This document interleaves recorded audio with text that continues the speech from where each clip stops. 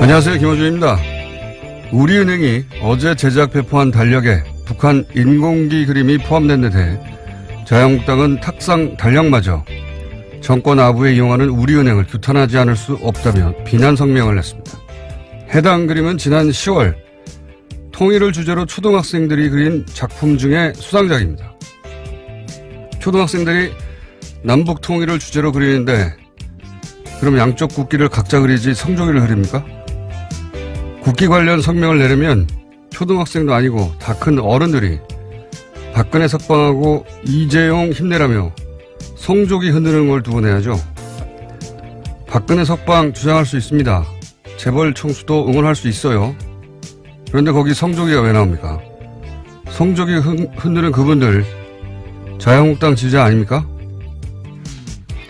아이들 교육에 정말 안 좋은 건 통일을 주제로 남북한 길을 그리는 게 아니라 다른 나라 국기를 들고 나와서 탄핵된 자기 나라 전직 대통령을 석방하라고 요구하는 행위죠. 자유한국당은 그 행위를 초등학생들에게 논리적으로 어떻게 설명할 겁니까? 우리 보수는 무슨 일만 생기면 미국이 다 해결해 줄 거라고 믿어서 저러는 거다. 이럴 건가요? 자유한국당은 지금 초등학생들 걱정할 때가 아닙니다. 김호준 생각이었습니다.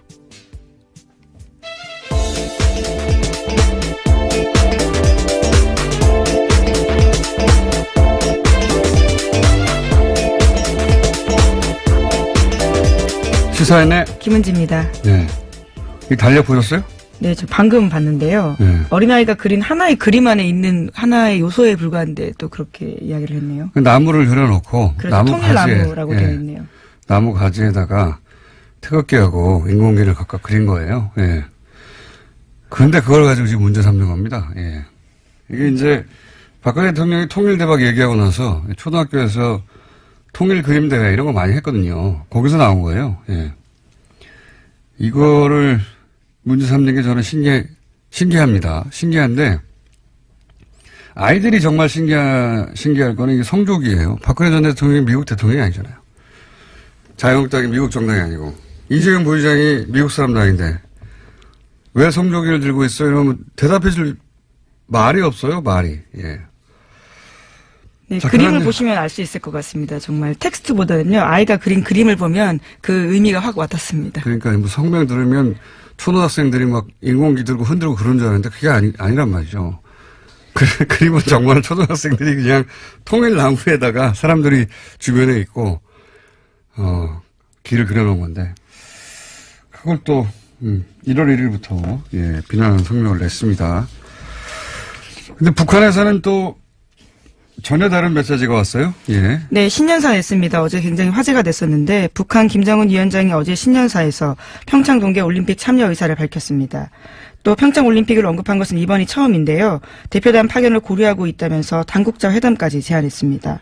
실무 조율을 위한 당국자 회담이 열릴 경우에 2015년 12월 남북 차관급 회담 이후에 2년 동안 끊겼던 남북 대화가 다시 시작됩니다. 이 목소리는 직접 한번 들어보시죠.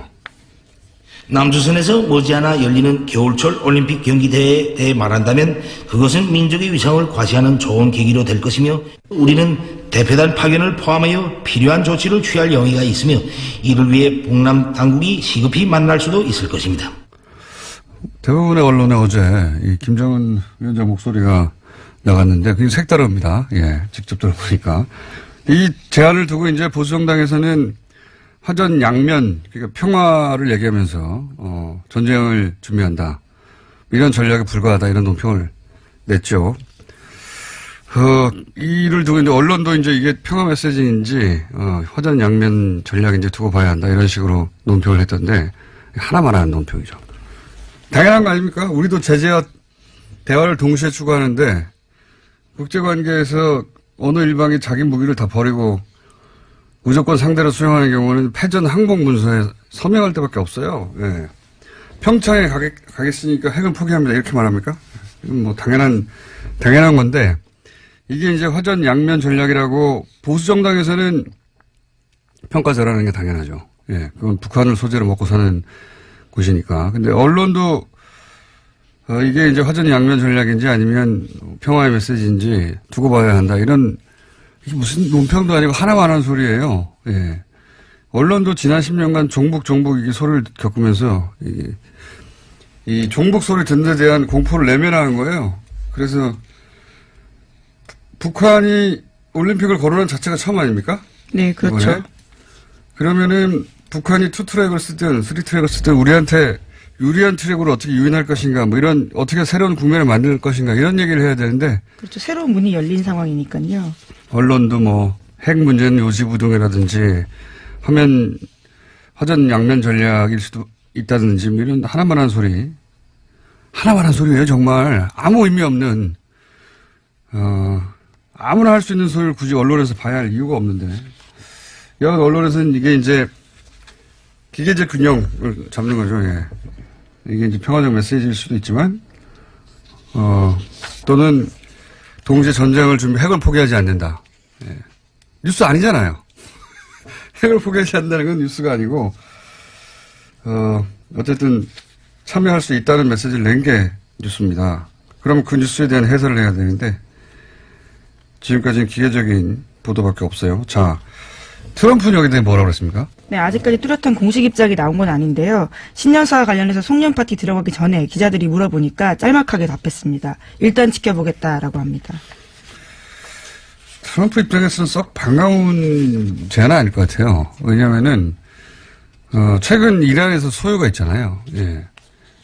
소위 서방의 경제 제재 때문에 네, 이제. 반정부 시위가 일어나고 예, 있습니다. 물가 상승하고 그래서 이란에 소요가 있거든요. 트럼프가 신나서 그 트윗하고 있어요. 예, 바라면서. 북한도 이렇게 이제 내부에서 소요 사태가 일어나고 막 그래야 본인이 했던 바가 죄송합니다. 갑자기 이렇게 큰 기침이 얘기치 않게. 근데 멀쩡하게 이렇게 평창 참여하고 이러면은 본인이 했던 어떤 제재나 압박 혹은 작년 내내 얘기했던 게 실현이 안 되는 거잖아요. 구현이 잘. 예, 그런데 청와대에서는요, 6시간 40분 만에 환영 입장 내면서 이 환영 입장은 한미 간 협의를 거친 내용이다라고 밝히긴 했습니다. 협의는 거쳤겠죠. 그렇다고, 싫다고 말할 수는 없는 메시지 아닙니까? 근데 어쨌든 반갑다고 화가하지 않고 지켜보자고 한 거는 그다지 반갑지 않은 거죠. 예. 트럼프 입장에서는, 트럼프 메시지는 그렇고요. 관련 뉴스가 또 있나요? 네, 이 서양 언론에서는 북한이 화해의 손짓을 했다라면서 한국 정부에 대화를 요구했다라는 제목을 달아서 신년사를 보도했습니다. 또 중국 언론 같은 경우에도 김정은 위원장의 발언을 자세히 전하면서 한국이 제안했던 남북 군사당국 회담에 북한이 응할 가능성이 높다라고 덧붙였고요. 일본 언론 같은 경우에는 일종의 대화와 또 이 핵 관련된 위협 비중들도 같이 다뤘습니다. 일본 언론에서는 남북 대화가 순조롭게 이루어질지는 불투명하다. 예. 이렇게 보도했어요. 불투명했으면 좋겠죠. 일본 입장에서는. 그러면 북한 선수단이 만약에 참여하면 어떻게 됩니까? 이미 참여하지 않는다고 해서 라인업을 짜졌을 텐데. 네, 그렇죠. 북한 피겨 간판인 염대옥과 김주식조가 올림픽 출전권 따고도 포기한 바가 있습니다. 그래서 규정상 평창에 나올 수 없는데요. 하지만 IOC가 특별 조치를 하면 가능합니다. 와일드카드 받으면 메달에 도전할 수 있다라고 하는데요. IOC 같은 경우에도 이제까지 와일드카드 제공 조건으로 북한을 설득해왔기 때문에 참가에는 문제가 없다라는 게 대체적인 평가입니다. IOC에서는 당연히 해줘야 할 일이죠. 이게 올림픽을 왜 합니까? 올림픽 이야기할 때 가장 앞에 평화를 얘기해요. 그러니까 뭐 올림픽이 그냥 선수들 경쟁해가지고 메달 따는 거 구경하라고 하는 게 아니잖아요. 예. 물론 단체전 같은 경우에는요. 이미 말씀처럼 편성이 다 짜여있기 때문에 새로 들어가는 건 쉽지 않고요. 개인 같은 경우에 들어갈 가능성이 높다라고 합니다. 그렇겠네요. 단체전은 몇 개 조로 편성이 됐을 테니까 거기 한 팀이 더 들어가면은 예선전을 치를 수가 없겠네요. 예, 일정이 안 나와서. 그럼 남북 단일팀 이런 거가 돼야 되는데 이게 그 짧은 시간에 가능하려나 모르겠네요. 하여튼 그런 일들이 벌어지고 있습니다. 현재. 관련해서는 저희가 잠시 후에 정세현 전 통일부 장관 연결해서 짚어보기로 하고요. 다음 뉴스는요? 네, 국방부가 박근혜 정부 시절 아랍에미리트와 비밀리에 상호 군수 지원 협정을 체결했다라는 오늘 아침 한국일보 보도가 있습니다. 이 협정은 양국 군대가 전시와 평시에 물자와 용역을 지원하는 협정인데요. 2011년 아랍에미리트의 아크 부대를 파병한 데 이어서 군수 물자까지 지원하는 협정을 2013년 추가로 체결했다라고 합니다. 이에 따라서 유사시 아크 부대가 중동 지역 분쟁에 자동 개입해야 할 위험을 떠안게 됐다라고요. 이 신문은 지적하고 있습니다. 처음에는 이제 UAE는 MB 비리 관련인 줄 알고 자유한국당에서 굉장히 격하게 매일매일 성명도 내고 그랬었는데 이게 점점 알고 보니까 이게 군사 문제인 것 같고 그것만인지는 모르겠는데 말이죠. 그리고 그 과정에서 그 박근혜 정부, 이명박 정부의 갈등 이게 오히려 부각되고 있습니다. 박근혜 정부가 이명박 정부 시절에 맺었던 이 UAE 원전 관련해서 자기들 성과가 아니다 보니까 홀대했다 이런 얘기가 많이 나오잖아요. 제가 며칠 전에 얘기했지만 박근혜 정부 시절에 UAE 고위 관계자가 방한을 했는데 MB와 어쨌든 협정을 맺은 건 MB니까 MB와 미팅을 요청했는데도 MB 대신에 자신을 만나고 가라는 것도 아니고, 박근혜 대통령. 총리 정도 만나고 가라고. 그래서, 당시 그냥 가버렸다. 이런 얘기 제가 며칠 전에 잠깐 들었었는데, 언론에도 최근에 나오더라고요, 이제. 예, 오늘 아침 중앙일보가 그와 관련된 보도를 했습니다. 제가 일주일 전에 한 얘기입니다, 이거.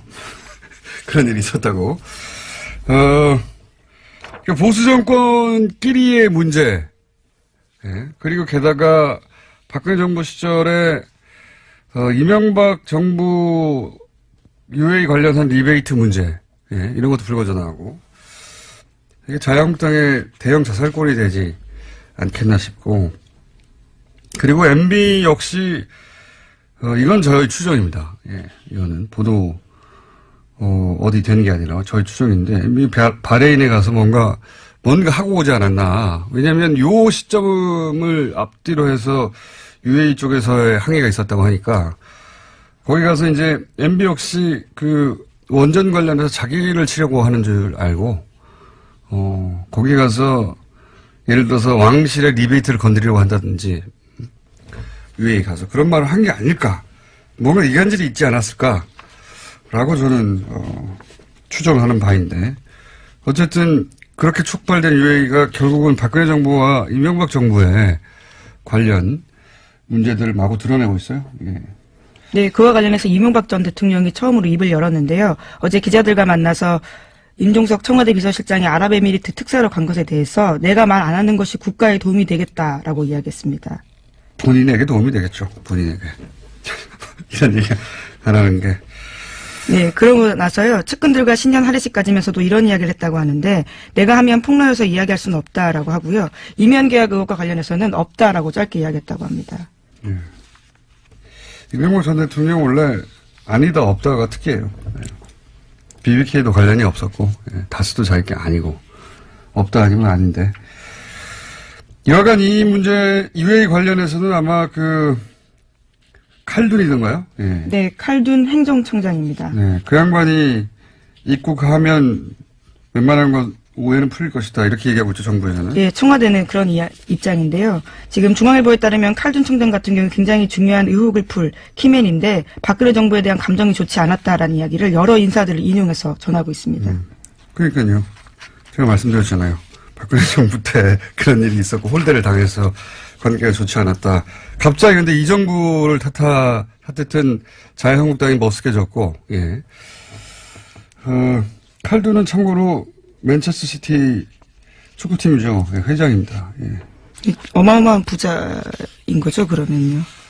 이 회장이라는 말은 구단주라는 얘기는 아니고요. 그런가요? 구단주는 예, 만수르입니다. 만수르. 그 유명한. 예. 만수르의 장남이 또 얼마 전에 입국에서 한국 가수에게 구애를 했다. 이런 보도도 예, 꼽사리로 나왔었죠. 재미있는 집안입니다. 당사자가 부인을 한 걸로 알고 있는데요. 네, 예. 어쨌든 예. 그런 뉴스도 있었습니다. 예. 어쨌든 이 칼둔 청장이 맨체스터시티의 회장인데 구단주는 만수르. 예. 이 양반이 오면 뭐 오해가 풀릴 것이다 얘기하고 있으니 좀 두고 보죠. 자, 다음 뉴스는 뭡니까? 네, 2016년 개성공단 정명 중단이 박근혜 전 대통령이 혼자 갑자기 내린 결정이라고 지난주에 전해드린 바가 있습니다. 통일부에서 밝힌 바인데요. 개성공단 중단 이후에 작성됐던 박근혜 정부 청와대 내부 문건이 나왔습니다. JTBC 보도인데 2016년 2월 17일 이병기 당시 대통령 비서실장의 지시가 담긴 문건입니다. 이것들을 보면요. 개성공단 기업협회장의 과거 야당 활동을 문제 삼으면서 공단 재개 여론을 관리하라라는 내용이 있고요. 또 당시 지시 중단에는 그동안 입주기업이 돈 많이 벌었다는 점을 홍보하라면서 이러한 공단 중단이 불가피하다는 여론을 확산시키라는 내용도 있습니다. 이게 이제 최순실 씨가 오늘 얘기해서 갑자기 이렇게 됐을 거라고 하는 추정, 의혹 보도들이 꽤 있고 그 주변에서 그런 얘기가 나왔었죠. 최순실 씨가 개성공단 관련 이야기를 했었다고. 예. 근데 이제 여기에 대해서 소위 대통령 비서실장의 지시 중에 가장 치사한 것은 그동안 입주 기업이 돈을 많이 벌었다는 점을 홍보해서 예. 여론이 이 입주 기업 편을 들지 못하도록 만들려고 하는 거죠. 이 정말 치사한 전략 아닙니까? 심지어 예, 그래서 개성공단 노동자 임금이 핵개발에 전용된다라는 논리를 통일부가 전파한 바가 있는데요. 이 또한 이번 통일부 정책개혁이 발표에 따르면요. 사실이 아니다라는 겁니다. 근거를 찾지 못했다라는 거죠. 저는 오히려 그거는 이해가 가요. 예. 이해가 잘했다가 아니라 그런 논리밖에 없었겠지 이해가 가는데 자국 기업에 마타도를 한 거 아닙니까? 청와대가. 예. 걔네들 돈 많이 벌었다고 해서 편들지 못하게 해 사람들. 이런 치사한 전략을 청와대 비서실장이 만들어내서 그걸 뿌렸다는 거 아니에요, 언론에. 당시 언론 뒤져보면, 특히, 게시판에서 이런 여론 좀 많이 합니다. 돈 많이 벌었는데, 니네들, 이러면서. 댓글 알바들이, 댓글 부자들이. 그게 결국은 청와대 지시 사항이었다. 이런 거죠. 자, 오늘은 여기까지 해야 될 것 같습니다. 예. 왜냐면 저희가 인터뷰 2개가 연속으로 준비되거든요. 자, 시사인의 김은지였습니다. 감사합니다. 북한 김정은 위원장이 평창 올림픽 대표단 파견 가능성을 처음으로 언급했습니다. 올해 남북관계 까칠한 전세현 전 통일부 장관과 이야기 나눠보겠습니다. 안녕하십니까, 장관님? 까칠이 오랜만입니다. 네. 장관님 까칠하시죠? 자, 새해 복 많이 받으시고요. 예. 예, 새해 복 많이 받으세요. 이 신년사 나온 거 꼼꼼히 읽어보셨죠? 예, 김정은. 예, 꼼꼼히 읽어봤습니다. 한 두세 번 읽었습니다. 오랜 세월 이제 북한을 상대해 오셨고, 북한에서도 장관님을 꼭 뭐랄까요, 주요한 대화 상대자로 꼽는다고 하는데, 이번 신년사가 예년과 다른 점이 좀 있습니까? 우선, 남북관계 대남 파트에 상당히 시간을 많이 할애를 했어요. 예. 예. 일반적으로 신년사는 국내 문제 먼저 얘기를 하고, 그 다음에 대남, 대외 이렇게 세 파트로 나눠지는데, 예. 대남 파트가 작년에 비해서 상당히 분량이 좀 많습니다. 비율이. 그거는 남북관계 복원에 대한 김정은 위원장과 북한 당국의 의중이 실려 있다고 보는 거죠. 이 대표단 파견 가능성을 언급한 것은 단순히 이제 올림픽에 참여하겠다 이런 의미를 넘어서는 걸 텐데 어떻게 해석해야 됩니까? 왜 이런 발언이 나왔을까요? 남북관계 복원을 통해서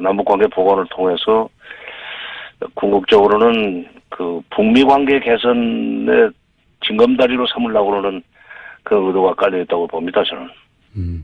그리고 이 얘기도 하더라고요. 올해가 이제 북한 정권 수립 70주년 행사가 있어서 중요하다. 이렇게 얘기를 하던데 이게 중요합니까, 북한에? 중요하죠. 70주년 더구나 칠순 아닙니까? 예. 사람에게도 칠순잔치는 대단한 건데,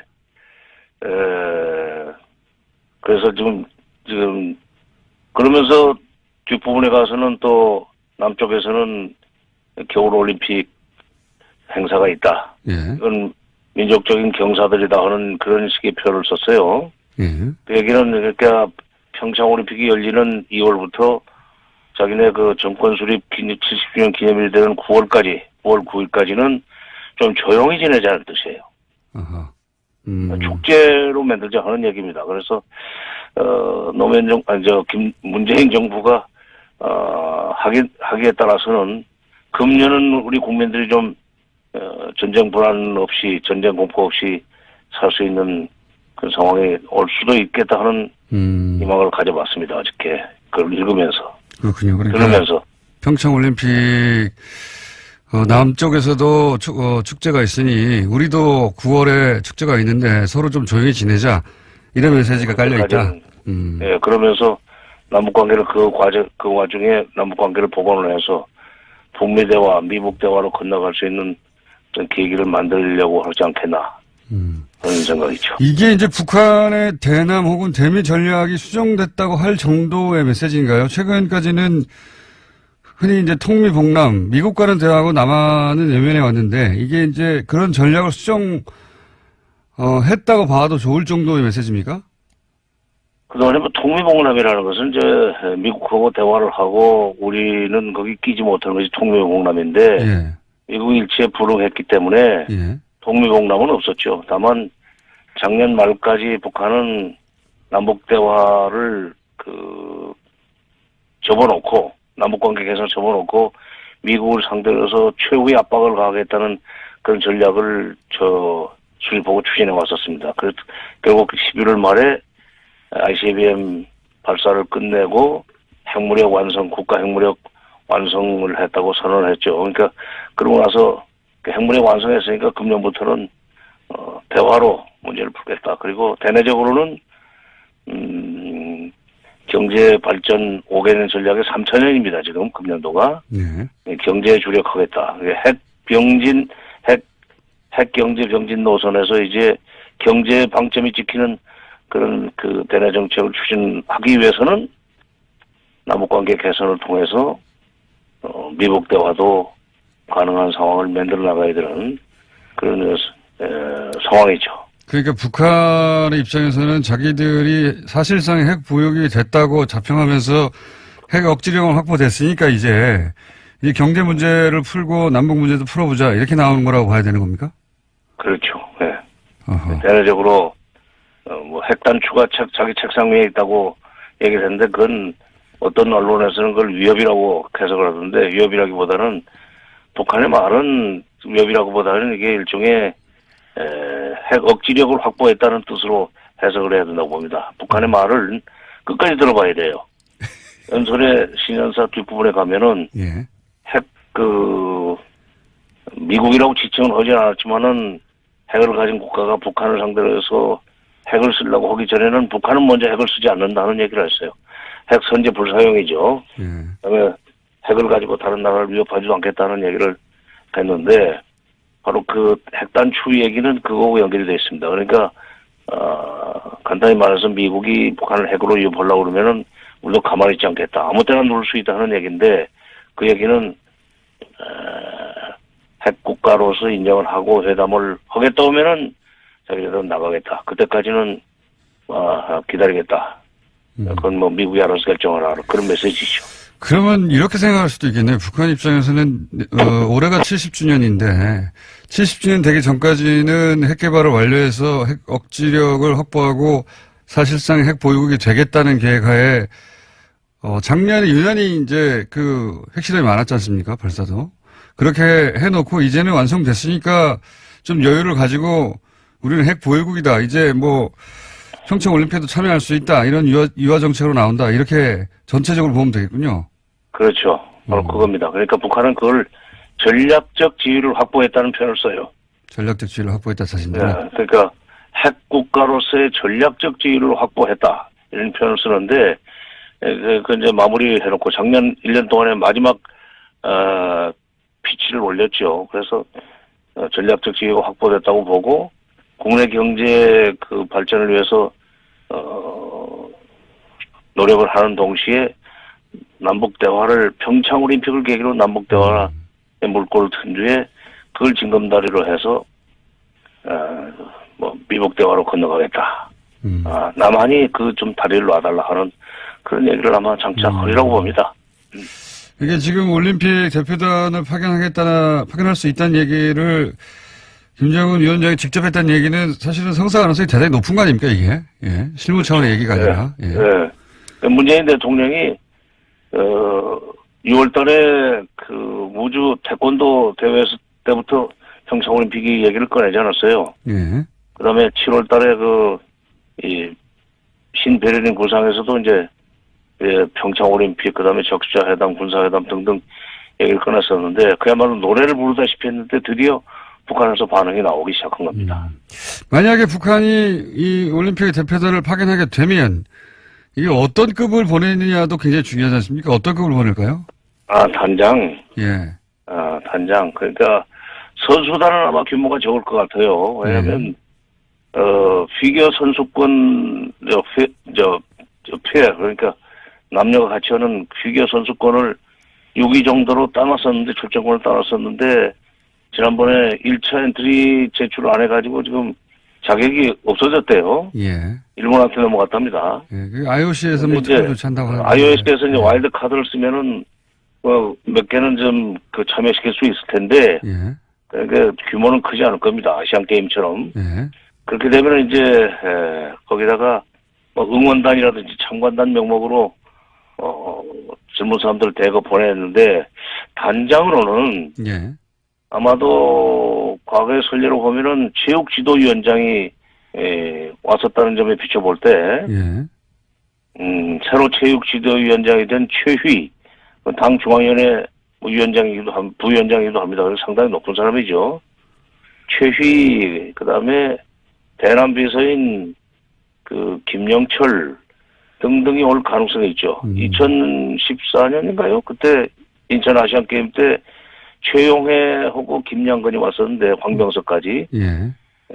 그때 최용해는 체육지도위원회 위원장 자격으로 왔습니다. 예. 김양근은 대남비서고 황병석은 총정치국장이고 상당히 높은 사람들이 왔었는데 이번에도 온다면은 체육지도위원장이 와야 되고 선수단이 있으니까 그다음에 그 계제에 남북 대화를 좀 더 폭넓게 열어나가는 그런 문제를 심층 협의하기 위해서는 김양근 대남비서가 오지 않겠는가. 대남비서가 오는 게 중요하군요. 예.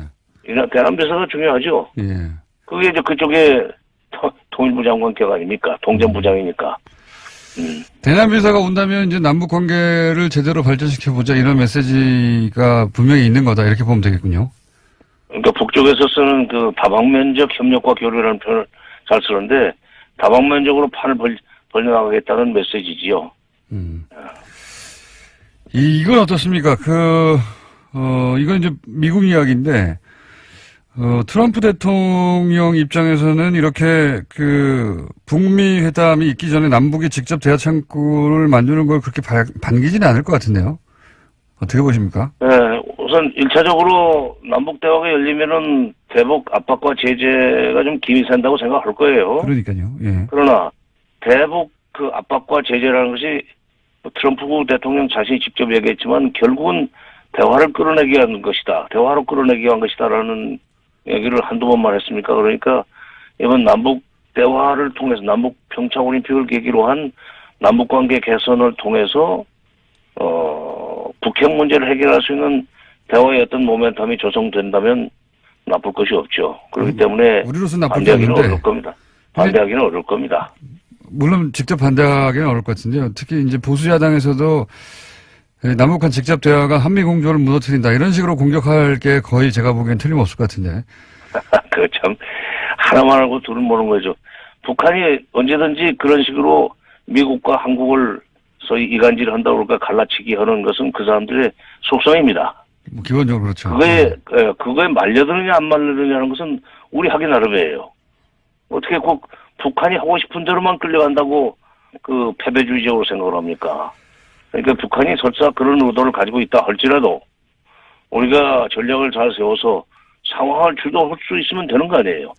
그러기 위해서 지금 미국하고 이미 지금 협의를 해가지고 북한의 발표가 나온 뒤에 6시간 지난 뒤에 환영 입장을 표명하지 않았습니까? 그러니까 무슨 한미동맹을 깨뜨리기 위해서 그런 거다. 거기 이용당할 것이다 하는 식으로 하는 것은 반대를 위한 반대에 불과하고 전체 그림을 못 보는 그야말로 근시안적인 그런 이 태도죠.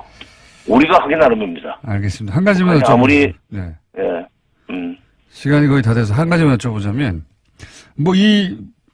올림픽 북한 참석 문제는 올림픽 전까지 계속 나올 주제라 제가 다시 모시겠지만 오늘은 시간이 다 돼서 한 가지만 더 여쭤보자면 그 미국 그레이엄 상원의원이 이런 얘기를 했습니다. 올해가 가장 위험한 해가 될 거라고. 미국은 북한과 전쟁 준비를 해야 한다. 이렇게 얘기를 했는데 이 발언이 미국 그 보수 언론들의 평균적인 분위기라고 보면 됩니까? 아니면 이게 보수 의원들 중에서도 상당히 튀는 쪽의 이 생각입니까? 상당히 튀는 쪽이죠. 이 사람 본래 그 빌리 그레이엄 목사 아들이에요. 네네. 그런데 그 아들은 뭐 이상하게 아주 극우 강경파가 됐는데, 제가 볼 때는 이 사람은 군산복합체 마케팅 매니저 같아요. 상원의원이라기보다. 무기 시장을 늘리기 위해서 그냥 겁주고 전쟁 가능성이 있다 그러면은 우리 이제 국방비 그 편성은 끝났지만은 여러 가지 그 군사적인 대비 태세를 강화해야 된다는 여론이 조성되게 되면은 결국 무기 한 개라도 더 팔리는 거 아닙니까? 이게 군산복합체 마케팅 매니저인데 상원의원의 모자만 쓰고 있을 뿐이에요. 그런 얘기도 했었죠, 이 사람이. 한반도에 전쟁이 나도, 결국 거기서 죽는 거예요. 그쪽 사람들 죽는 거지, 미국 사람 죽지 않는다. 어찌 동맹국가에서 그런 소리를 할 수 있습니까? 알겠습니다. 장관님. 그런 사람한테는 교황님이 보내신 무슨 크리스마스 카드? 신년 카드? 그 원폭 피해 소년이 자기 동생 없고 이를 악물고 있으면서 피가 흐르는 그거 한번 보여줘야 돼요. 네, 장관님 화 그만 내시고요. 다음에 또 모시겠습니다. 네. 오늘 여기까지 듣겠습니다. 감사합니다. 예. 네, 지금까지 정세현 전 통일부 장관이었습니다. 네.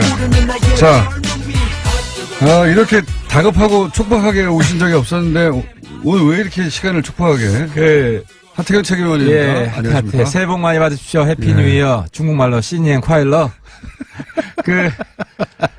제가 중국 발음이 조금 좋아서. 네, 중국말이 어울리네요, 중국어가. 예. 오늘 이제 통합 구체적인 계획을 잡아야 됩니다, 우리가. 그래요? 예, 그래서 신났어요. 개막식 전까지는 완료를 해야 되기 때문에. 개막식이랑 평창 개막식 전까지 통합을 완료한다? 네, 통합 완료를 해야 되기 때문에. 예. 그래서 그거를 좀 토론을 좀 길게 해야 된다 해서 8시로 최고위원을 잡았어요. 여기서 빨리 하고 빨리 가셔야 그래서 빨리 가야 됩니다. 한 1, 20분 늦을 수도 있다 했는데. 최근에 다른 얘기 전에 마이크 켜진 줄 모르고 안철수 대표 코치한 소리가 나와가지고. 그것도 보셨구나. 예. 그거 한번 저희가 들려드릴까요? 모르시는 분들을 위해서. 준비가 안 됐나 봐요? 빨리 해야지 막아 뜨잖아요. 저희 PD가 멍하고 있다가. PD가 멍하게 특기거든요. 예, 이제 제가 지금 이야기 해드릴까요? 일단 들어보고요. 네. 자. 안 후보께서 대표가 되면은 합당 추진은 없는 겁니까? 저는 하지 않겠습니다. 국민의당 입장에서 통합이나 선거연대가 가능한 정당이라고 보십니까? 저는 선거연대 생각하지 않습니다. 통합이나 선거연대 생각. 이거 우리 PD가 제대로 준비를 못했네요. 예, 제가 그렇게 얘기하라고 준비 안 했어요. 제가 그렇게 하라고 준비를 했는데 역시 휴가 휴일증이 아직도. 네, 홍군이 올려줘야 되겠네. 이게 내용이 이제 안철수 대표한테 코치하시는 거 아닙니까? 조용히 마이크 없는 줄 알고. 제가 요즘 지난번에 제가 하태경이 안철수 책 사라고. 예? 그러니까요. 조용히 코치하신 내용이 뭐더라? 그게 아직 기억이 안 나네. 그러니까 이 핵심은 이대로 쭉 밀고 가시라. 그러니까 이대로 쭉 밀고 가시라. 이게 이제 맥락이. 네, 안철수 대표한테 이대로 쭉 밀고 가시고. 계속 하면 된다. 이렇게 그대로. 네, 그러니까 좌고우면하지 마시라. 네. 어쨌든 그런 일이 있었어요. 근데 마이크가 켜져 있는지 모르고 그 얘기 하시다가 안철수 대표 마이크 켜져 있다고 그러니까. 이게 역시 대표니까 노련함이 있더라고요. 난 대표가 안 돼봐서. 보통 이 마이크 박스가 있는데 그날은 박스가 안 보여가지고 박스는 없이 마이크만 앞으로 쭉 있는 거예요. 저도 깜짝 놀랐습니다. 어쨌든 한번 찾아보시면 인터넷에 있습니다. 들킨. 요즘 바른정당 분위기 아주 좋죠. 호박이 넝굴째 들어오고 있지 않습니까 지금. 넝굴째. 솔직히 굉장히 감사하죠. 아니 안 대표 제가 바른당을 가만히 있는데 그렇게 합치적 당을 막 합치자고 들고 오니까 당을. 안 대표 정말 감사하죠. 왜냐하면 우리는 솔직히 저는 이제 홍준표 대표하고 제 정치 생명을 건 일합이 아니라 그냥 죽고 사느냐 게임을 한 거예요. 바른정당 제가 최고위원 되자마자 일관되게 홍준표를 제가 날리겠다. 바른정당, 그러니까 요는 바른정당을 가만히 있는데 안철수 대표가 바리바리 다 싸들고 들어와가지고 같이 합치자고 하는 거잖아요. 이거 얼마나 그러니까. 기쁨에 넘치죠, 지금. 그게 왜 좋냐는 거예요. 왜 좋냐. 네. 좋은 이유가 딴 게 아니라 지난번에 얘기했죠. 홍 대표를 지방선거 이후에 TV에서 안 본다. 그만큼 국민들한테 스트레스 풀어주는 행복감을 주는 정치 뉴스가 또 있겠습니까? 10명 혹은 그 이하로 쭈그러들어서 없어지나 했는데 갑자기 당이 40명, 50명 당으로 커지는 거 아닙니까? 게다가 그 이상 커질 겁니다. 합당이 된다면 그 당의 대표는 유승민 대표가 돼야 한다는 여론이 안철수 대표보다 2배가 많은 게 최근의 여론조사예요. 표정 관리하기 힘드신 것 같아요, 요새. 그거는 네. 바뀔 수도 있을 것 같아요. 물론 왜냐하면 바뀔 수도 있는데. 안철수 대표가 제가 볼 때는 저점을 찍었어요. 이번에 저점을 찍은 줄 알았더니 계속 정당은 파고 들어가고 있는데.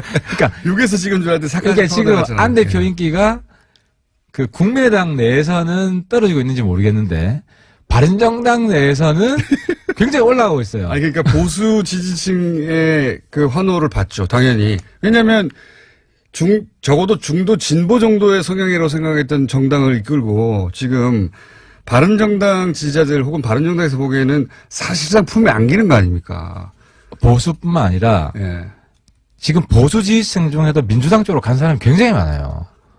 어쨌든 신나죠, 요즘. 그러니까 그 양쪽을 얼굴에 다 그냥 웃음이 활짝 피었어요.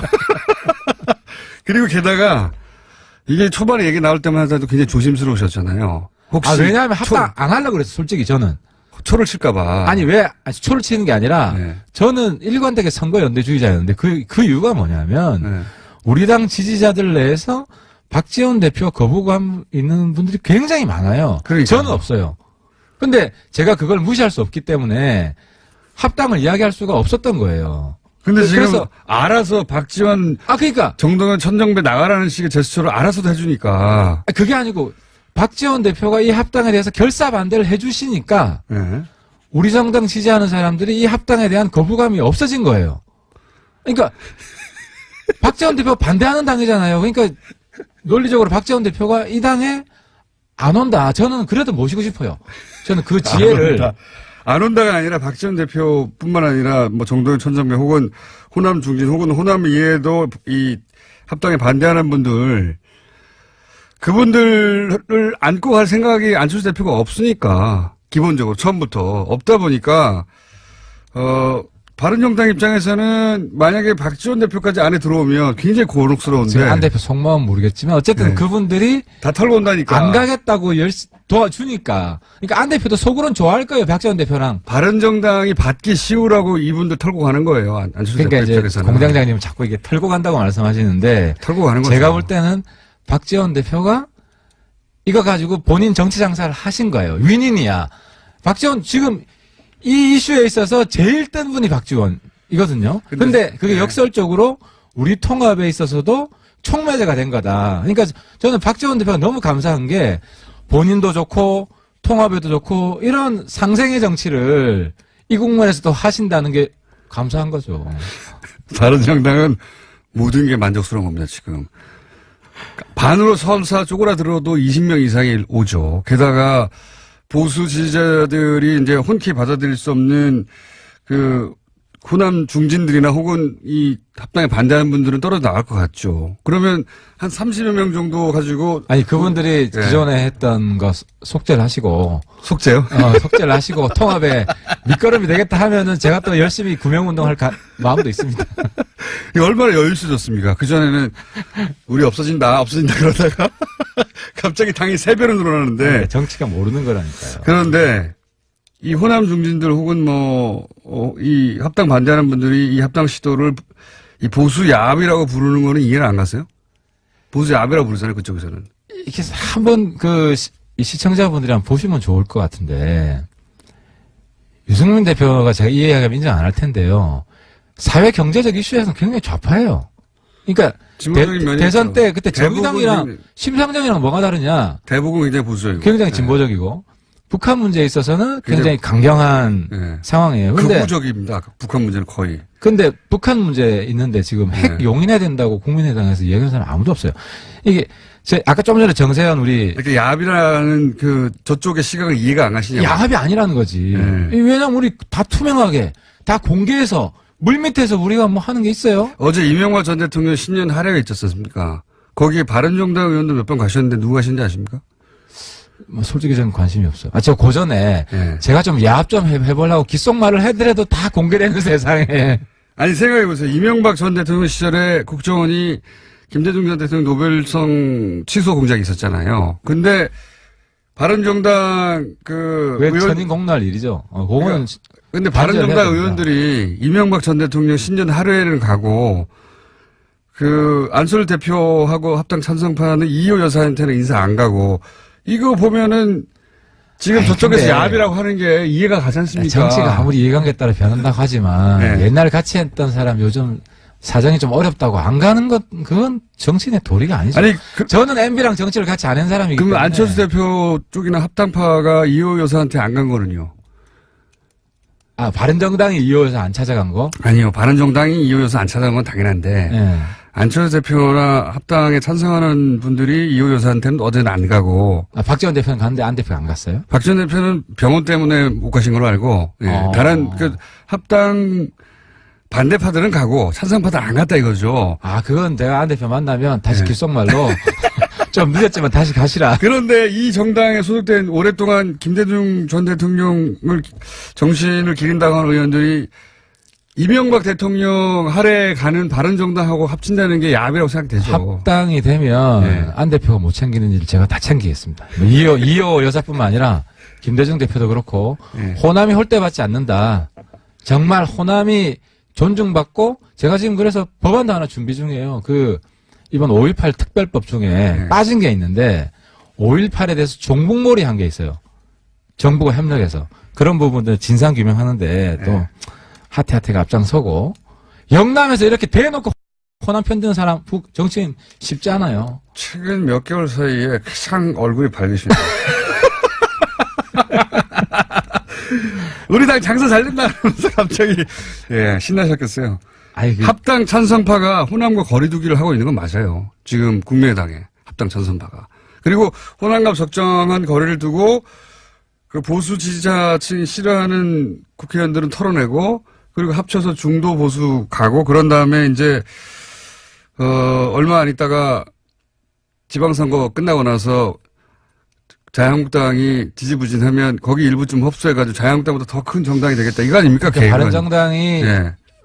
호남 분들 최대한 끌어안으려고 노력할 겁니다. 그러니까 우리는 좀 다르잖아요. 하태경은 기존에 안에서 싸우는 사람들하고 다르기 때문에 우리가 누구하고 다르다는 겁니까? 부족한 점. 그건 그러니까 지금 국민의당 안에서 감정이 안 좋. 예를 들어서 지금 한국당에 가신 분들, 그죠? 22분의 뭐 소위 철자 들어가시는 분들, 우리랑 감정이 별로 안 좋잖아요. 그죠? 근데 우리랑 안 싸운 다른 분들은 또 괜찮을 수 있거든요. 그러니까 인간적으로 많이 상했겠죠. 안 대표한테 오만 욕을 다 하더만 밴댕이 정치를 하고 사이코패스라 그러고 사이코패스라는 용어는 홍준표 대표가 유해한테 하는 이야기예요. 그런데 거의 지금 유해 수준으로 지금 서로를 공격하고 있기 때문에 그분들 감정에 바른정당하고 자유한국당도 그랬죠. 서로. 고를 내가 원래 같은 벽에 채워드리겠다. 그걸 어떻게 채워줍니까? 어떻게 채워줍니까? 그게 정치죠. 정치가 딴 게 있습니까? 못하는 걸. 근데 전당대회까지 갈 수 있을까요? 왜냐면은 제가 합당파가 보니까 꼼수가 만만치 않아요. 안 대표한테 요청한 게 반대파의 공격도 만만치 않거든요. 합당 안 됐으면 좋겠지 지금. 아니 합당이 안 됐으면 좋겠다기보다 합당파가 속마음이 지금 다 보이네. 저는 합당이 될 거라고 봅니다. 왜냐하면 합당을 해야 합당이 됐으면 좋겠죠. 반드시 해야 됩니다. 왜냐하면은 정치 발전을 위해서 그럼 내가 죽으니까. 아니 홍준표 대표를 TV에서 안 보게 하려면 이 방법밖에 없어요. 그리고 문재인 대통령 도와줄 건 제대로 도와주고 민주당도 제대로 도와주고 또 예를 들어서 같은 이야기라도 한국당이 이야기하면 안 먹히는 게 지금도 안 도와주는데 합당되면 도와줍니까? 합당되면 더 안 도와주지.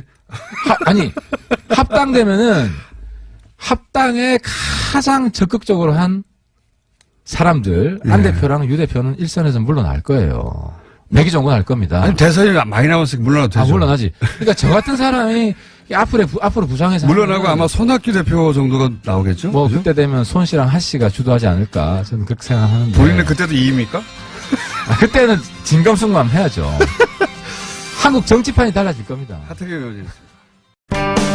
이건희 회장의 차명 계좌 계속 밝혀지고 있죠. 그런데 이 계좌에 대해서 과징금 징수가 제대로 되지 않고 있습니다. 왜 그런 걸까요? 이 문제를 작년 처음으로 제기했고 지금까지도 계속 문제 제기하고 계신 더불어민주당 박용진 의원 스튜디오에 나와 계십니다. 안녕하십니까? 안녕하세요. 박용진입니다. 새해 네. 복 많이 받으십시오. 새해 복 많이 받으시고 이 뉴스는 간간히 계속 나오는데 네. 복잡해요. 복잡하죠. 이게 이제 지난번에 천 몇백 개 나왔다고 했는데 그런데 특검 때 나온 거 이후 추가로 나왔다. 예. 그때 기억이 나고 네. 또 얼마 있다가 계좌가 또 200개 더 나왔대. 네.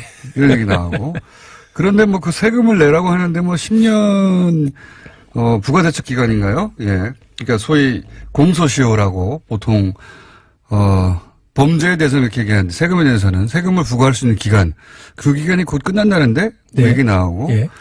근데 금융당국에서 과징금이나 그 세금을 내라고 부과했다는데 깡통 과세. 네. 근데 그게 이미 돈 다 찾아간 다음에 깡통에만 부과한다는데 뭐 이런 이야기. 그 다음에 혁신이가 과징금 내라고 했다는데 네.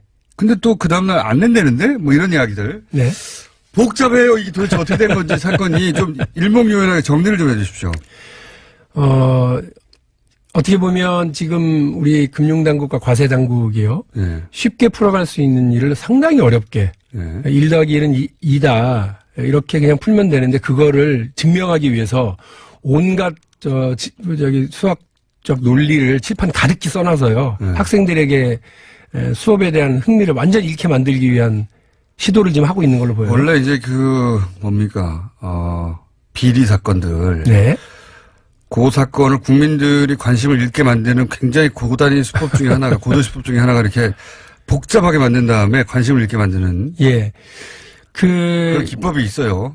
이게 아주 단순하게 보면 2008년 삼성 특검을 통해서 확인된 1199개 계좌에 대해서 예. 박용진이 손들고 얘기한 거 아닙니까? 네. 지난 9년 동안 이거에 대해서 금융실명법 위반에 따른 고율의 차등과세, 예. 이자 및 배당소득에 대해서 세금 거의 100%를 걷어가죠. 예. 그거 했냐?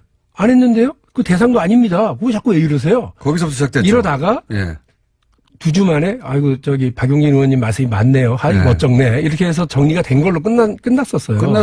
끝난 줄 알았어요. 저도. 끝난 줄 알았죠. 그런데 이제 어떻게 하고 있느냐면 과세당국은 계좌가 개설된 날짜로부터 10년 동안을 계산을 해서 세금을 걷어가야 되는데 예. 지금 현재 시점으로부터 과거 10년 사이에 걸려들린 게 있으면 걷겠다는 겁니다.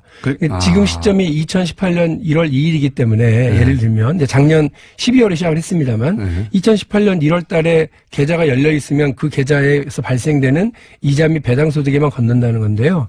다들 아시는 것처럼 2008년 4월 17일 이날이 되게 중요하다고 그랬습니다. 일단 박용진 생일이고 그리고 이날을 기준으로 모든 세금 계산이 왔다 갔다 하기 때문에 그래요.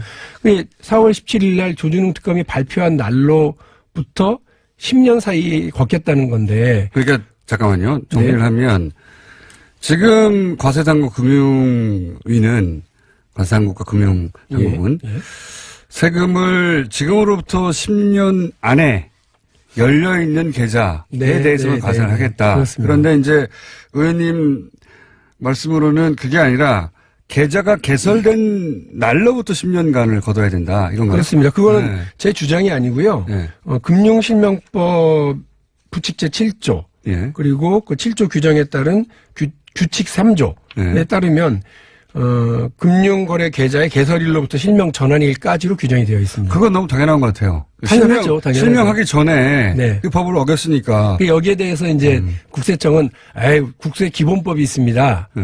국세기본법 23조에 따라서 그렇게 저희는 그 지금으로부터 10년 전 이 사이에 걷습니다. 그러는데 금융실명법이 뭐라고 되어 있냐면 이 법과 다른 법이 일치하지 않으면 이 법을 따른다고 되어 있어요. 아하. 명확하게 정리를 해놨습니다. 이미 다 정리되어 있네요. 예. 그렇기 네. 때문에 국세청 이걸 따르면 돼요. 근데 그게 그런 게 있었어요? 이래가면서 지금 계속 느려터진 태도를 보여주고 있는 것으로 제가 판단을 하고 있어요. 그러니까 간단하게 요약하면은 2008년이 특검이 있었고 네. 그때 계좌 몇 개가 참여이라고 발표를 했죠. 네, 1199개요. 예. 근데 지금 금융당국은 그날로부터 그 이후 10년간 열려있던 계좌에 대해서만 과세를 하겠다. 근데 그때 돈을 찾아갔잖아요. 찾아갔죠. 2008년 4월 17일 이후에 네. 삼성은 그 돈을 해지하고 전환해서 다 가져가 버렸어요. 인출해서. 그러니까 남아있는 게 얼마 안 되지 않습니까? 없죠. 예. 그러니까 거기 과세해봐야 이미 빈 깡통 계좌라고 깡통 계좌에 겨사하는 것밖에 더 되냐. 해봐야 길어봐야 7, 8개월, 길면 1년 정도의 기간에 대해서만 걷게 되는 거죠. 왜냐면 그 사이에 돈을 그렇습니다. 예. 천천히 1년에 걸쳐 찾아갔으니까 예. 그때까지 남아있던 돈만 과세하게 되는데 네.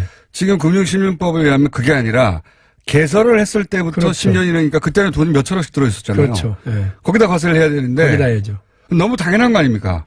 왜 그러죠? 당연한 걸. 그러니까 우리 공장장님도 이거를 매일 파는 것도 아닌데, 그죠? 금방 이해가 딱 듣고 가는데. 이해를 하시는데, 네. 과세당국과 금융당국은 딴소리를 합니다. 특히나 금융당국은 네. 명확하게 나와 있어요. 93년 YS가 그 긴급명령으로 발표한 금융실명제에 예. 따라서 93년 8월 12일 이전에 개설된 계좌에 예. 대해서는 과징금 대상이거든요. 예. 근데 이건희 회장의 1199개 계좌 중에 20개가 예. 93년 8월 이전에 개설한 것으로 나와 있어요. 예. 그러면 그것에 대해서 과징금 부과해야 되잖아요. 과징금이라는 거는 이게 원금의 50%를 걷어가는 겁니다. 세금도 아니고. 세금도 아니고. 이거는 그럼 행정처분입니다. 국세청이 낄 일도 없고. 그렇습니다. 소위 말해서 벌금이기 때문에. 그렇죠. 그냥 금융당국 이거 벌금 내 그러면 되는 거 아닙니까? 예, 게다가 그 각 부처별로 이제 이른바 적폐청산위원회 비슷한 게 만들어졌잖아요. 예.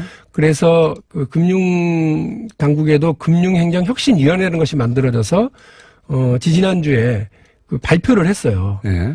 그래서 거기에 뭐라고 딱 나와 있냐면 삼성 이건희 회장과 관련해서는 과징금 부과가 타당하다고 되어 있습니다. 그럼 제가 그냥 듣기로도 너무 타당한데요. 타당하죠. 예. 근데 그거를 거의 빛의 속도로 예. 그 다음날 금융당국 위원장이 나와서 그런 거 하면 안 된다고 바로 그냥 단칼에 끝나버렸습니다. 그래요? 예. 황당하죠. 이 양반은 도대체 뭔가. 예를 들면, 그, 한일 위안부 그 이면 합의에 대한 TF가 만들어져서 발표를 했잖아요. 예. 이거 문제가 있다라고 발표를 했는데, 예. 강경화가 빛의 속도로 나와서 강경화 장관이 이런 거 받아들일 수 없어요! 하고 딱 그냥 그 묵살해버리는 거랑 똑같은 한일 위안부 꼴입니다. 협정은 문제 없는 겁니다. 그대로 일본이 원하는 대로 그대로 가야 돼요. 이렇게 말하는 거 똑같은 거네요. 그럼 똑같죠. 이거 황당했어요, 진짜. 이 도대체 무슨 일이지? 그래서 내가 지금 정권이 아직 안 바뀌었나? 이런 생각을 잠깐 할 정도로. 금융당국에 대해서 과거 정권이 임명한 사람들이 여전히 줄을 이루고 있다. 이런 얘기는 쭉 있어 왔는데. 네. 그러면 금융당국이 지금 특히 삼성에 관해서 이런 과징금이나 그 세금 부과에 대해서 굉장히 소극적으로 나오고 있다. 예. 이건 명백한 사실인 거죠. 이건 팩트로 확인할 수 있고 여러분들이 판단하시면 됩니다. 그러니까 과징금을 대통령 네. 이게 이 혁신위원회가 이거 삼성에 과징금 내도록 하세요. 세금 내도록 하세요 하는데 금융당국 여기서 금융당국이라는 건 금융위를 말하는 거죠. 금융위원회입니다. 최종구 금융위원장이 네. 바로 빛의 속도로 그걸 거부했는데 더 정말 웃긴 건 뭐냐면 삼성이 더 무서운가 본데요. 한 정부보다. 참 답답한 노릇이죠. 그런 얘기가 나오고 있으니까 답답한데 금융행정혁신위원회가요. 만들어진 거는 금융당국 스스로가 만든 거예요. 대통령 어떤 방침에 따라서 만들어서 우리 금융당국이 그동안 잘못한 게 있나요? 그럼요 찾아서 저희들은 따끔하게 얘기해 주세요. 저희가 그럼 그다 받아들일게 하고 만든 거고 그걸 만드는 과정에 그럼 하나도 개입을 안 했느냐? 엄청나게 개입을 했어요. 자기들이 그 서포트를 하겠다고 관료들을 다 파견해서 그분들이 다 일을 만들어 올 것 같이 했고요. 그리고 그 자기들 마음에 안 들면 특히 이건희 차명계좌에 대해서는 과징금 반드시 해라라고 나온 거를 찍찍 긋고 이거 다만 뭐 어쩌고 밑에 자기들 부대 의견 엄청 달아달라고 때를 써서 그렇게까지 달아갖고 나온 권고 아닌데 그거를 그냥 한 순간에 그냥 그 묵사발로 만들어버렸죠. 이거는 그러면서 뭐라고 그랬습니까? 그러니까 그렇게 할 수 없다고 한 다음에 뭐 얘기가 있을까요? 왜냐하면 이렇기 때문에.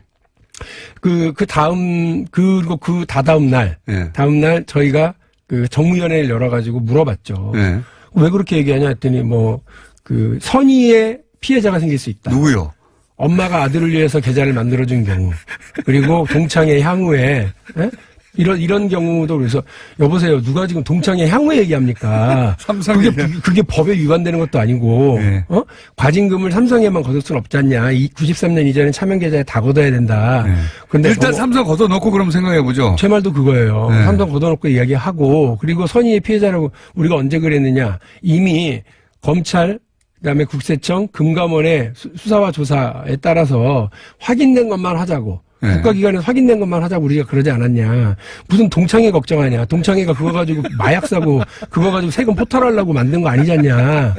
그 전국의 모든 동창회와 향후회를 뭘로 만드는 거냐. 지금 그게 우리 주장인데, 뜻밖으로 이분이요. 네. 최정구 금융위원장이 막 그렇게 버티고 하니까 그 정치 혁신의 대상이라고 우리가 얘기하고 있는 자유한국당 네. 의원들이 그 상임위원회, 국회 상임위원회에서 이분을 칭찬하는 기이한 현상이 벌어지죠. 아, 소신 있는 분이다. 저런 분이 이렇게 우리 끌고 가셔야 된다. 우리 금융당국을 믿음직스럽다. 이러는 거예요. 오히려 여당 의원들은 질타하고 문제 있다고 비판을 하는데 아주 그냥 황당한 상황이었습니다. 그렇군요. 지금 금융당국, 금융위원장 혹은 금융당국에서는 지금 최소한 삼성의 차명계좌, 이 차명계좌에 대해서는 대단히 소극적이고, 더군다나 금융당국이 만든 혁신위원회에서 과징금을 내라고 했는데도 스스로 뒤집고 있는 상황이다. 네. 삼성, 그 차액이 얼마나 정도 됩니까? 그러니까 지금 과징금이나 소득세를 이렇게 정상적으로 부과했을 때와 네. 금융당국이 지금 마음대로 유권 해석해가지고 이후 10년이라고 했을 때 그 네. 차익이 얼마나 되는 겁니까? 과세당국의 그런 해석에 따르면 못해도 10배 이상 차이가 나겠죠. 세금은. 그러면 조가 될 게 한 1,000억으로 끝나거나. 1,000억으로 끝난다든가. 1,000억이 될 게 100억으로 끝나거나. 이렇게 될 그 정도 거고요. 차이가 난다. 과징금의 경우는 이거는 그 20개 계좌라고 제가 아까 말씀드렸는데 그 20개 계좌에 들어있는 돈이 얼마냐에 따라 달라지죠. 그게 조가 있으면은 5천억이 되는 거 아닙니까? 그렇습니다. 5천억이 되느냐, 빵원이 되느냐, 이런 거 아닙니까? 예, 그렇죠. 그러니까 이제 답답한 노릇인데요. 예. 일단 금융당국과 과세당국의 이런 느려터진 태도, 이른바 침대 축구죠. 시간아 가라. 왜 그럴까요? 아까 제가 말씀드렸던 4월 17일. 다가오고 있죠.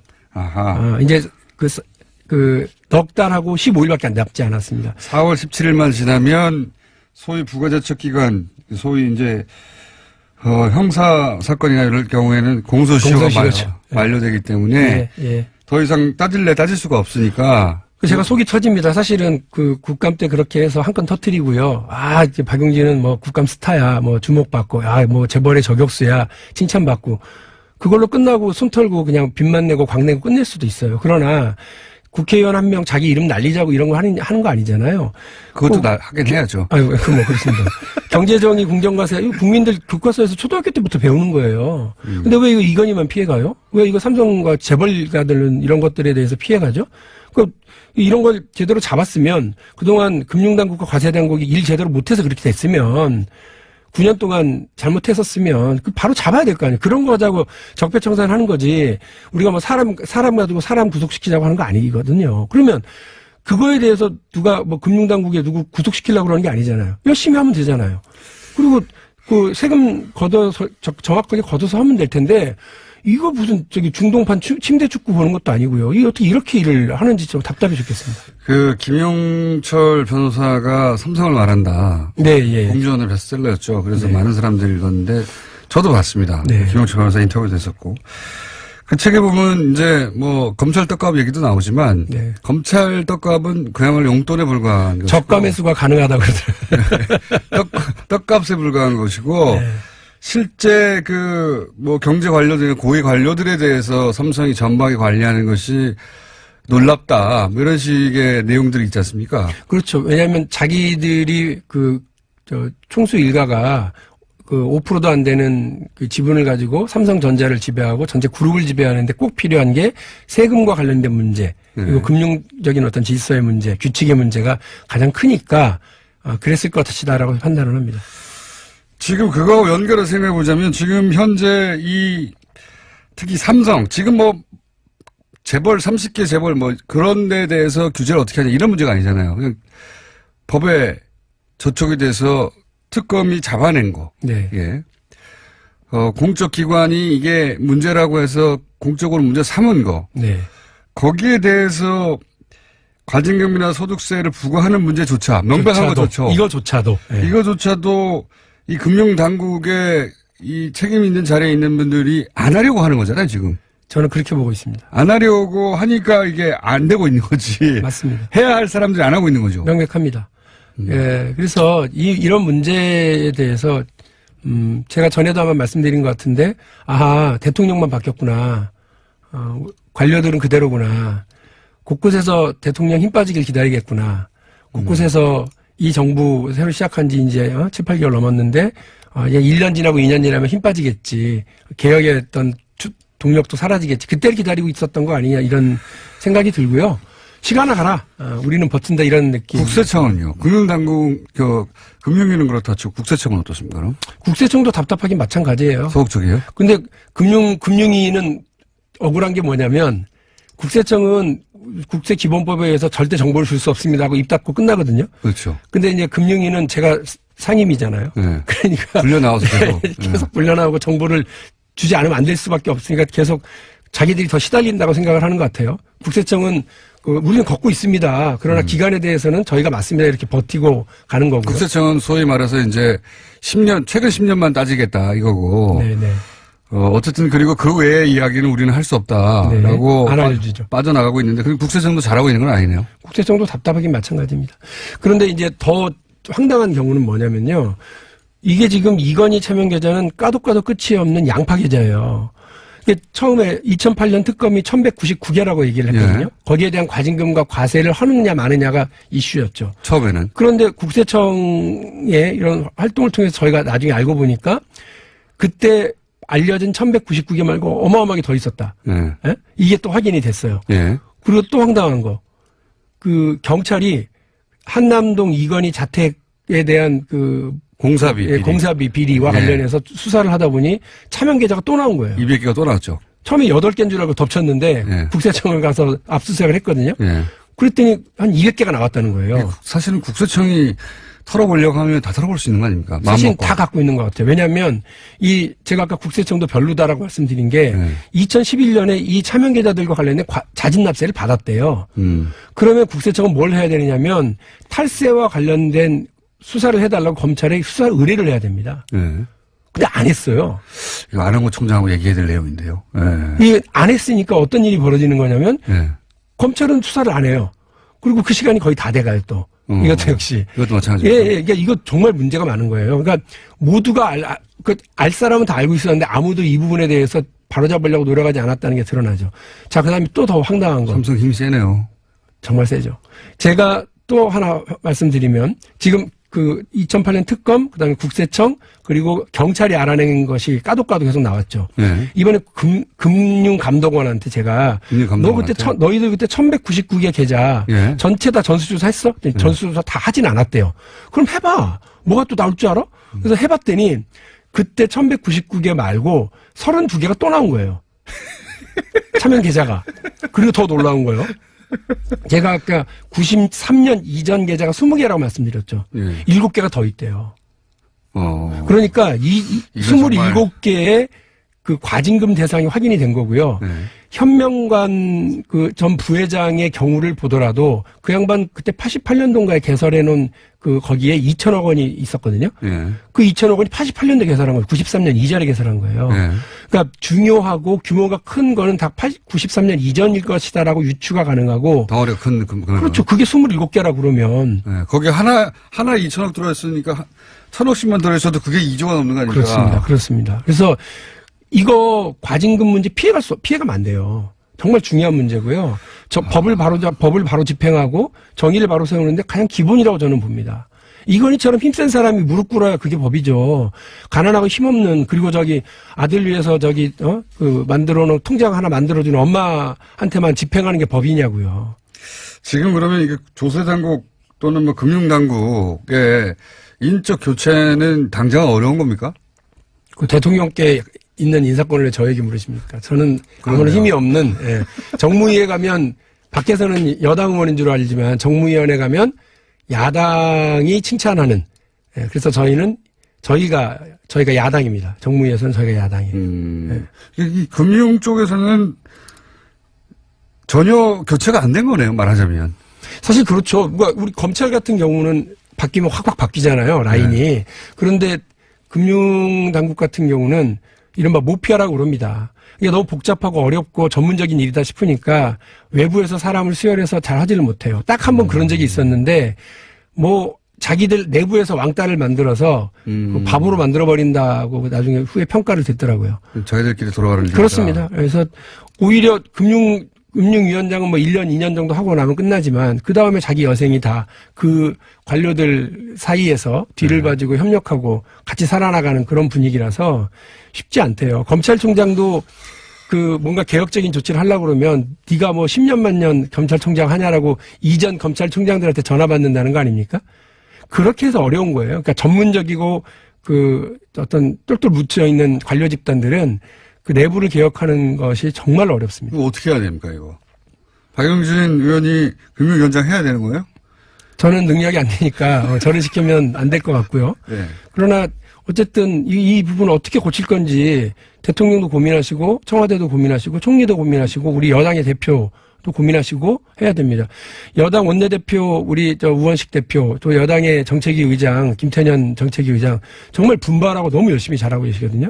그러니까 수시로 싸워요, 관료들하고 이분들이. 그러니까 당정 협의도 하고 하지만 수시로 그 어떤 마찰을 불사하고 뭐 의견을 게시하고 하는데 정말 걱정스러운 건 시간이 가면 갈수록 벌써 6, 7개월밖에 안 지났는데 이게 빳빳하게 고개 세우고 지금 하고 있는 거 아니겠습니까?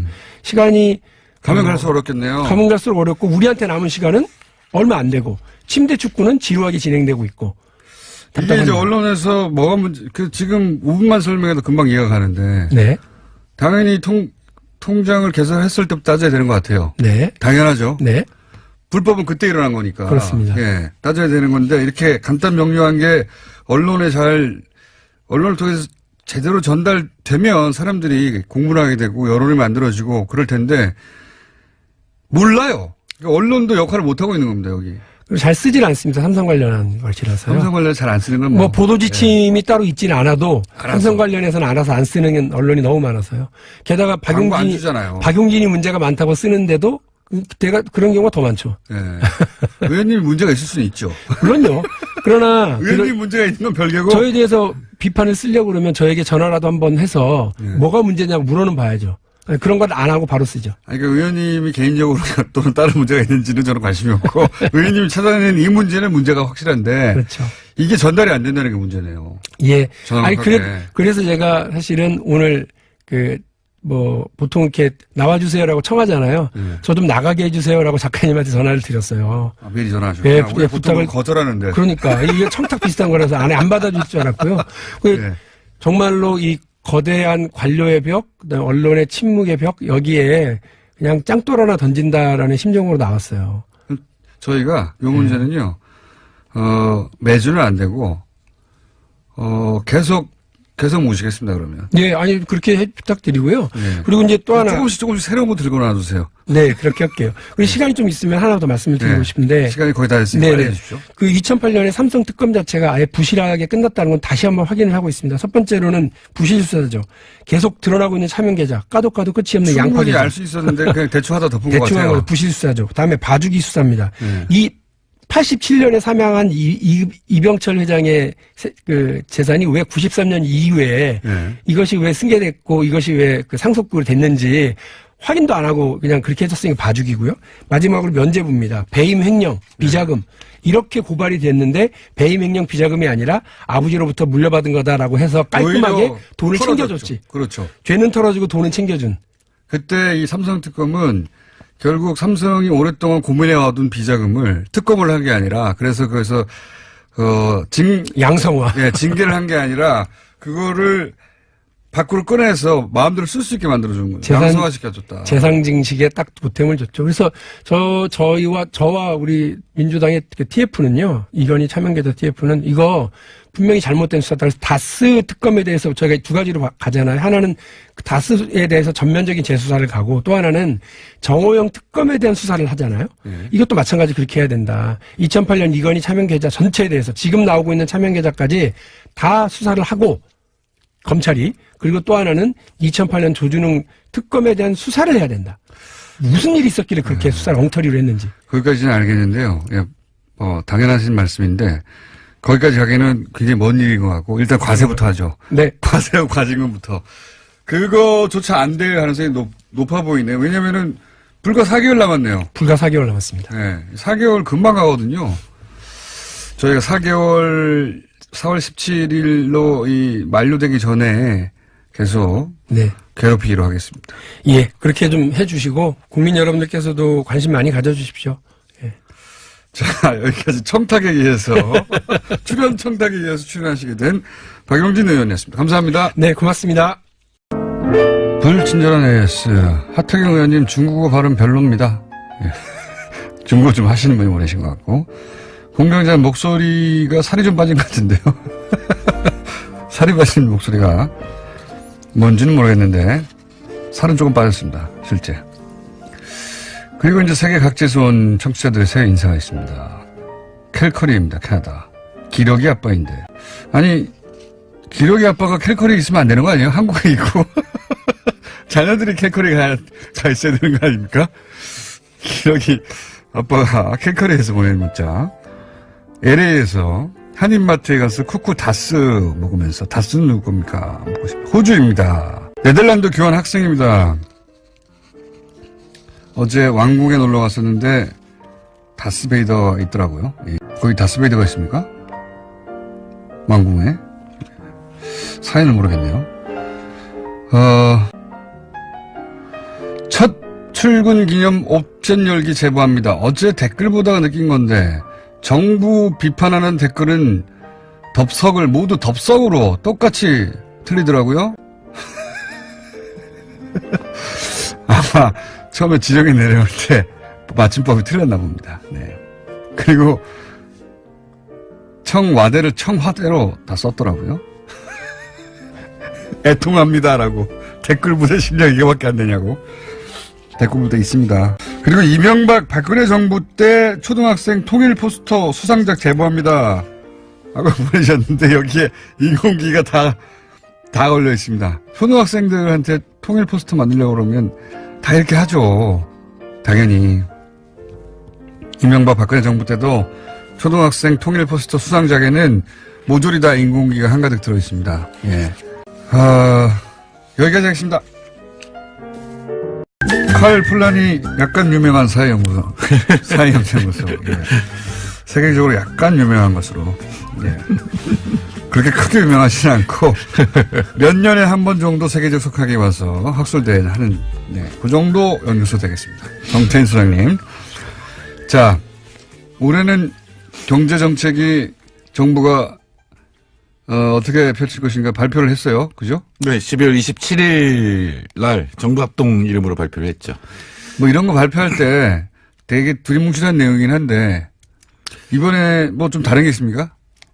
예, 뭐 예년과 다름없는데 사실은 다른 내용이 있기가 좀 어렵죠. 잘 먹고 잘 살자는 거 아닙니까? 그러니까 정권 잡아서 6개월 동안 열심히 방향을 얘기를 했기 때문에 새로 나올 건 없고 하여튼 17년에 대한 평가는 성장률이 3%, 3.2%로 현재 잠정적으로 추정하고 3.2%는 굉장히 높은 거 아닙니까, 사실은. 그렇죠. 예상보다. 네, 반도체 수출이 굉장히 좋았고 또 반도체라는 게 장치 산업이기 때문에 설비 투자가 무려 14%가 늘어났어요.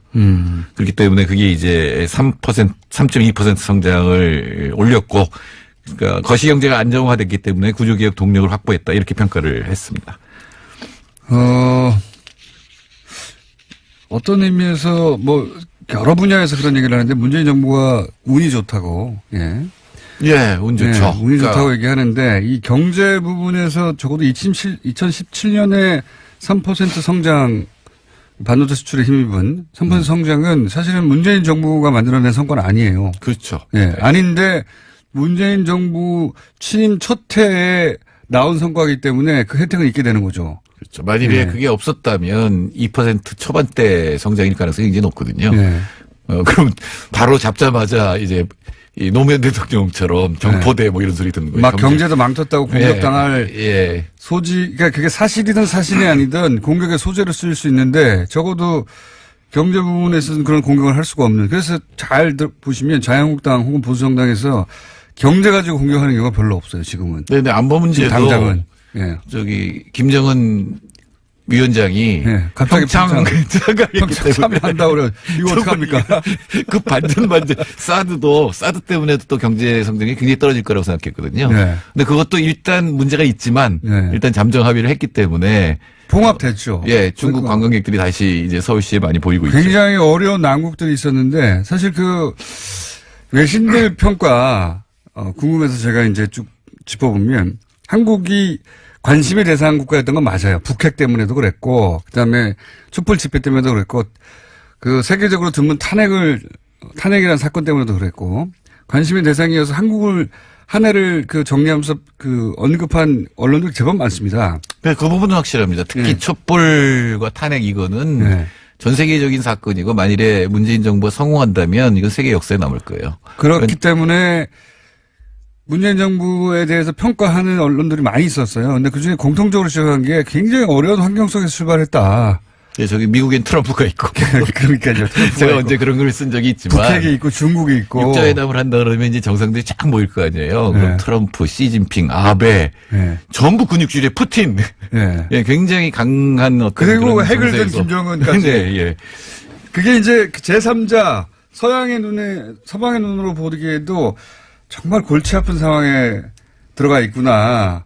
보였나 봐요. 네, 근데 이제 운칠기삼이라고. 그러니까 운칠이. 근데 이게 어쨌든 굉장히 꾸역꾸역이지만, 여러 가지 갈등들이 이제 풀려가는 국면이다 보니까 이래저래 높은 평가를 받더라고요. 근데 그 중에 운도 작용했다. 예. 제가 보기엔 운이 더 많이 작용했어요, 경제는. 이 큰 틀에서 보면 운이 실력입니다. 그렇죠. 맞습니다. 운을 이길 수가 없어요. 물론 실력이 받침돼야 이게 운이 저는 이렇게 생각하거든요. 이제부터 실력을 발휘해야죠. 이제 6개월을 했고 이제부터는 이제 정말 이제 정책에 의해서 성장률을 올리고 또 특히 불평등을 줄이는 이런 정책들을 해야죠. 운을 잡는 게 실력이다. 저는 그렇게 생각하는데. 네. 그래서 이제 18년 목표는 삶의 질을 굉장히 강조를 했어요. 삶의 질. 예, 그러니까 성장률을 더 올리는 건 불가능합니다. 제가 보기엔 3.0%를 전망을 했는데 사실은 이거 너무 과장돼 있다라는 생각이 듭니다. 왜냐하면 설비 투자가 14.1에서 3.3으로 줄어들고 건설 투자도 7.6에서 0.8로 줄어들거든요. 그러니까 투자 부분이 줄어드는 속에서 성장률을 거의 비슷하게 유지한다는 거는 수출도 줄어요. 근데 거의 비슷하게 증가율이 거의 비슷하게 유지한다는 거는 과대평가가 좀 돼 있거든요. 소비가 늘어난다고 지금 가정이 돼 있고 인플레이션을 1% 이상 더 잡는다고 돼 있는데 소비가 늘어나기 굉장히 어려워요. 그러니까 소득주도 성장을 하면 소비가 늘어나는 게 맞는데 지금은 그게 왕창 늘어나기 굉장히 어렵고 지금은 늘어나도 사실은 빚 갚는 데 쓰일 가능성이 빚이 워낙 많으니까 가계부채가. 거기다 또 가령 뭐 임대료가 올라간다면 예를 들어서 5천만 원 연봉 인분이 임금이 5% 오른다 그러면 250만 원 오른 거잖아요. 그러니까 한 달에 20만 원 오른 건데 근데 임대료가 20만 원 오르면 이분이 더 쓸 건 없거든요. 또는 이자를 20만 원을 더 갖게 된다 그러면은 이분이 더 쓸 여력은 없는 거거든요. 그래서 소비가 늘어나서 성장률을 올린다고 한다는 거는 아마 그대로 실현되지는 않을 거다. 그러니까 지금부터는 정말 정책인데, 달라진 게 있다 그러면 소득주도 성장 계속 강조가 되고 여러 가지 생계비를 인하해주는 그런 정책을 굉장히 많이 진짜 깨알같이 많이 발굴을 했습니다. 다만 걱정되는 건 혁신성장 부분이 이제 성장이 동력이다 이렇게 얘기했는데 4차 산업이요. 네, 7월 달에는 그게 중소기업 동력화가 있거든요. 그게 첫 번째 있었어요. 근데 중소기업 동력화 굉장히 시간 걸리거든요. 그래서 다시 이제 4차 산업이 위로 올라왔습니다. 그래서 DNA란 말을 썼는데 데이터 네트워크 AI. 이게 과연 우리나라에서 신조어예요? 쓰는 말입니다. 그러니까 4차 산업이라는 게 일단 데이터가 있잖아요. 그리고 네트워킹 하는 게 있고 초연결망이라고 하는 게 있고 그다음에 이제 AI 인공지능이 있는 거니까 그 부분에 초점을 맞춘다고 하는데 이게 정부가 할 일이냐? 정부가 얼마나 많은 일을 할 수 있냐, 돈만 뿌리는 거 아니냐라는, 그래서 다른 정부하고 옛날 정부가 똑같은 거 아니냐라고 하는 비판이 지금 나오고 있죠. 4차 산업을 강조하는 분들, 특히 이제 정부에서 분들 중에 4차 산업이 뭔지 아는 분들은 별로 없는 것 같더라고요. 근데 사실 아무도 몰라요. 4차 산업은 아직 오지 않은 산업들을 다 4차 산업이라고 부른 것 같아요.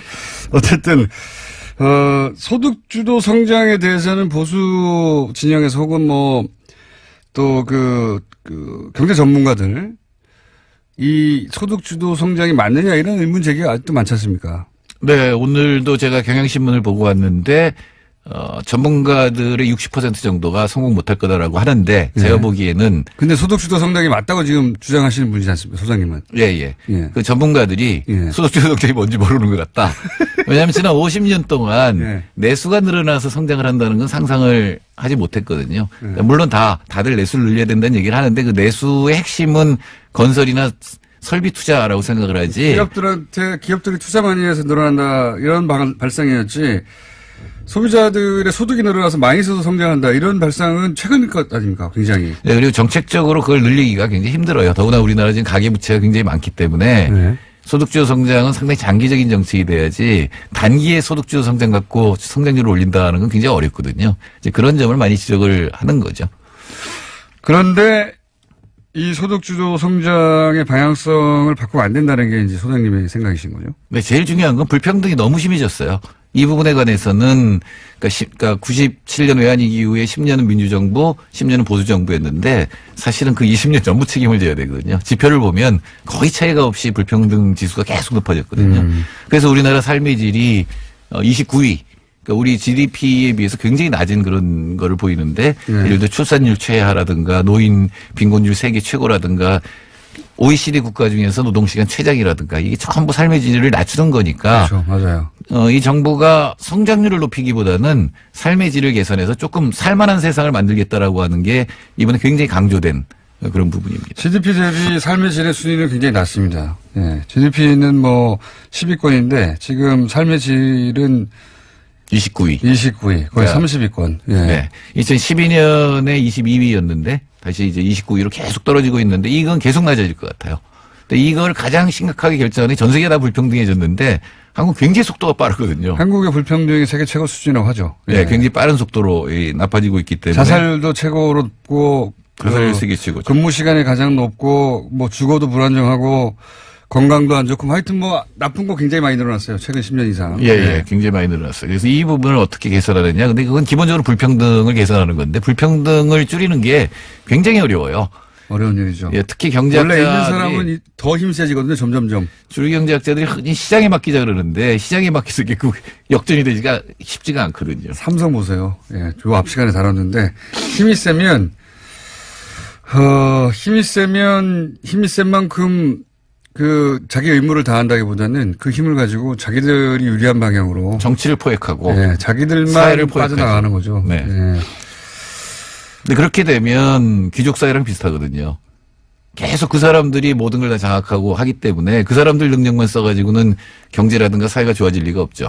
근데 그 부분을 어떻게 타파하느냐가 사실은 개혁이라고 이제 이름을 붙일 만한 그런 내용이 되겠죠. 공무원 사회는 어떻습니까? 지금 바로 앞에 지금 박용진 의원하고 공무원 얘기하다 보니까 모든 분야 공무원이 다 그렇지는 않겠지만 금융 부분에 모피아 얘기 한참 했었는데 공무원들이 지금 말씀하신 소득주도 성장이라든가 이 패러다임의 변화를 이해하고 받아들이고 체화하고 있을까요? 어떻게 보십니까?